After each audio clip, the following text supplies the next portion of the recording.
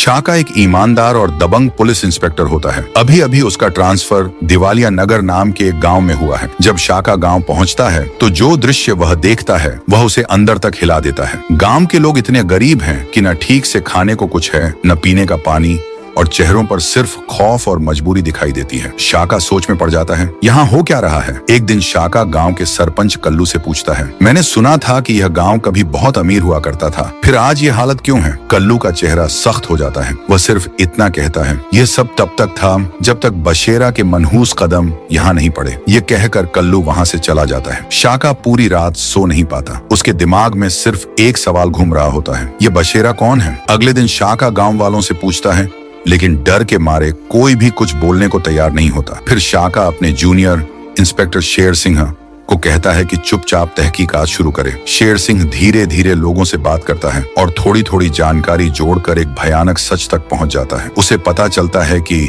बशेरा का एक छुपा हुआ अड्डा है, एक फैक्ट्री है जहां गन्स की स्मगलिंग होती है। वह हर हफ्ते गांव वालों से जबरदस्ती कमाई ले जाता है। गांव का पानी भी उसने फैक्ट्री के जहरीले कचरे से खराब कर दिया है। ये सब सुनकर शेर सिंह हैरान रह जाता है और तुरंत जाकर शाका को सारी बात बता देता है। शाका का खून खौल उठता है। वह सोचता है, ये कैसे हो सकता है कि इतना जुल्म हो और कोई आवाज भी न उठाए। शाका फिर से सरपंच कल्लू के पास जाता है और गवाही देने को कहता है, लेकिन कल्लू घबराकर कहता है, तुमसे पहले भी एक इंस्पेक्टर यहाँ आया था, आज तक पता नहीं चला कि वह जिंदा है या नहीं। अगर अपनी जान प्यारी है तो यहाँ से चला जाओ। ये सुनकर शाका समझ जाता है कि यह मामला साधारण नहीं, ये जंग है। अब शाका एक खामोश और खतरनाक योजना बनाने लगता है। सवाल ये है दोस्तों, क्या इंस्पेक्टर शाका दिवालिया नगर को बचा पाएगा। वह इंस्पेक्टर जो पहले यहाँ आया था वह कहाँ गया। क्या बशेरा ने कुछ किया। देखिए अगला भाग।